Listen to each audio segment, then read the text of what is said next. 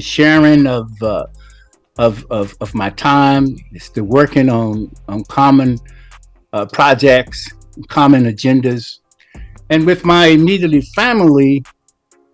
Again, it's the work. I'm the second oldest in a family of seven, and both parents have transitioned. And so I serve as a kind of a de facto parent for some of my younger brothers and sisters who are all adults, but they still like to have a more mature figure to look to help them with problems and with issues.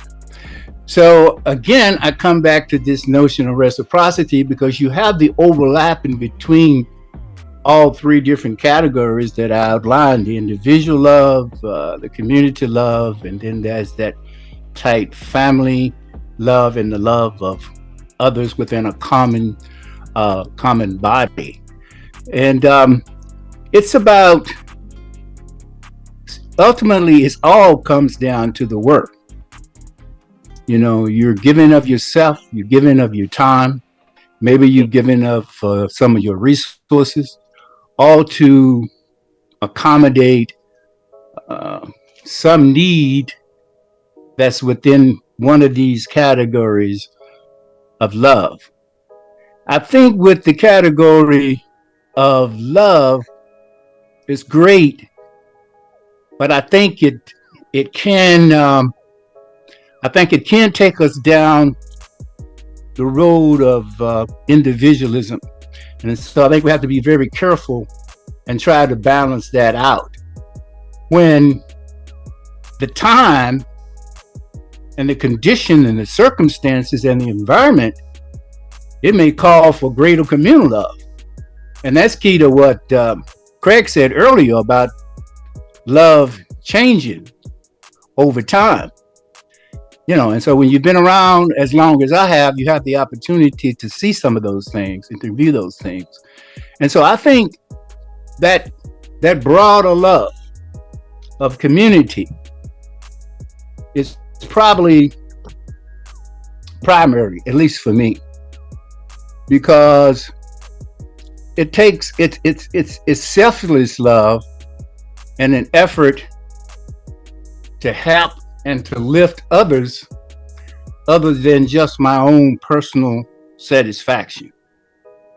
And I do that because I think the times dictate that.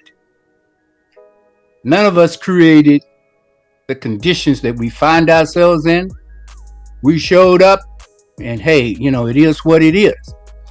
Now, you know, historically, people have gone through difficult and challenging times, but it always required work and commitment to change those circumstances. And one individual typically do not do that. It takes a village. And so I think we help ourselves if we can broaden this notion of love, this concept of love, and not have it just centered on romantic love, but have it romantic love as a part of a continuum, or part of or a component of a whole, whereby you still have the community and you still have your bloodline, your blood family, your brothers, your sisters, your elders, cousins, all of that. And then where you live, you know, where you're, you know, I live in East Oakland, and there's a lot of need in this community. Yes. And so I try not to forget that, and I try to show love for the community as well. See, and that's why I asked you what I asked you, because you give it a different spin. You really come from the ground up, right? And I know we're talking about love languages, but you always make it intuitive. So, you know, I love what you said, man, and definitely is rooted, and it starts where you're at. Brother Drummond, is that you over here with your hand up? Turn your mic on, brother.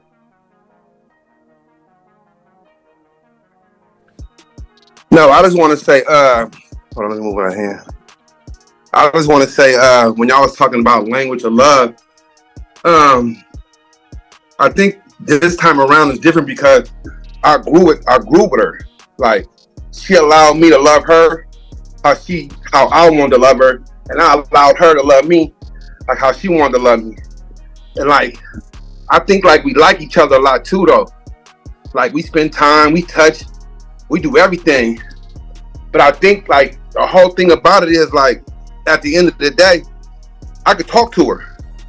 Like I could be like, okay, for real, like I need 5 minutes of some real shit. You know what I mean? And I'm not gonna get judged. She's not gonna judge me for whatever I'm talking about, and we just gonna shoot straight.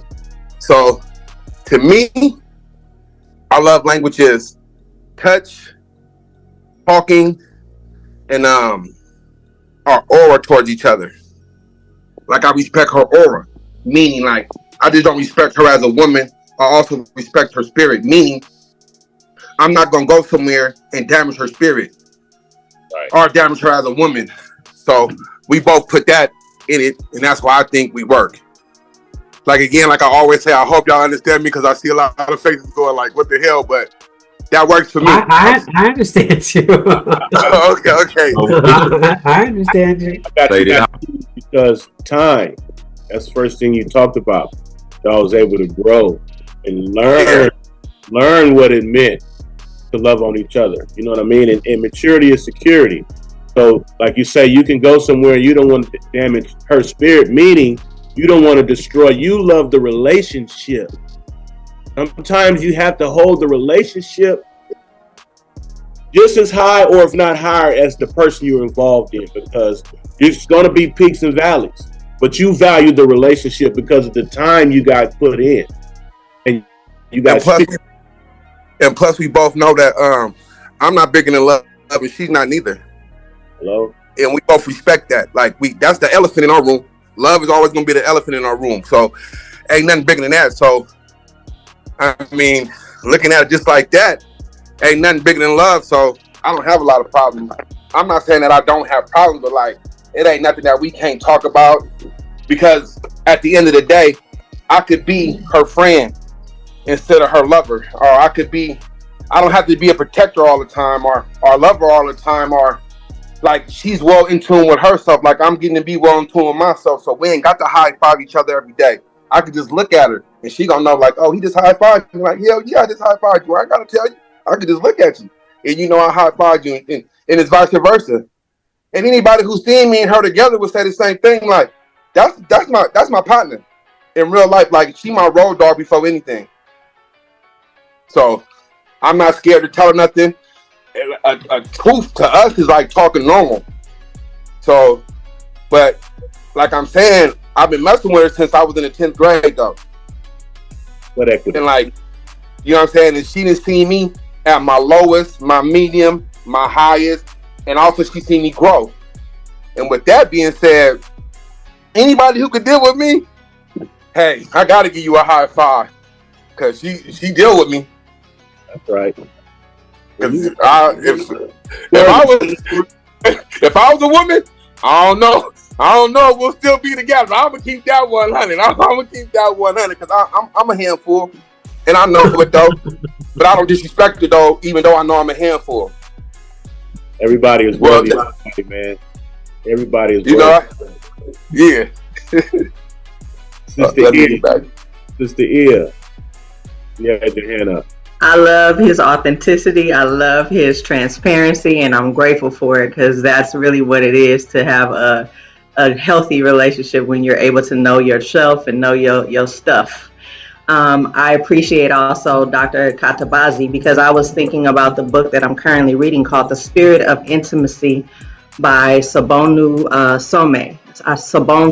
Some. And this book is really speaking from a place of community love, more so the love of romance.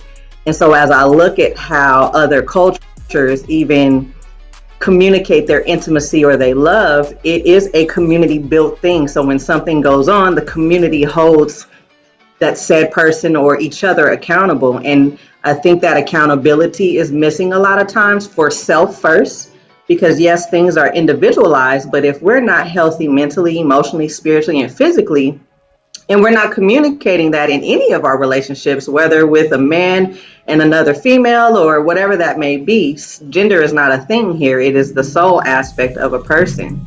And so if we cannot tap into those levels of what intimacy truly means, especially if we didn't grow up with it, especially if we don't know ourselves, you know, as I mentioned earlier, that natal chart, most people think of Venus, the planet of love, and it's more to it. Where is Mercury at, and how do you communicate? Where is Mars when it's time to go to war for something and be in the trenches to do the work together? How does that even play out? And oftentimes it is frowned upon to know this information about our natal charts because it's, you know, it's not a thing that we should know. However, the planets, where they are, the moon cycles, all of that affect our emotional selves when we are relating. And we forget that the word ship is at the end of relationship. So that means it has to move. There has to be movement. So if there's no movement in the relationship, or the said person in that relationship is stagnant, either you're going to lift that person up and say, hey, what's going on? Because you're learning to relate to any woman that I deal with from here on out. Your standouts is quality time. Oh, yes. Yes, sir. I'm with you, brother. And unfortunately, man, we getting to the end. I know Sister Shanette has to run. She has another thing she has to do, and I know everybody probably has their thing. I got to get to this high school because they like Mr. Craig and me to death. Why you not doing your thing at school? I got to get to Vallejo. So, for one love, man, I'm glad we was able to get in. Thank you, Sister Ia, Brother Tahir, Sister Shanette. I'm glad everybody who was able to come in and be a part of this conversation. I look forward to possibly seeing you guys again. We'll redo this another time, another place. Until then, I love you all. Barbershop Talk. Thank you so much for Peace, the love, invite. and respect. Thank you.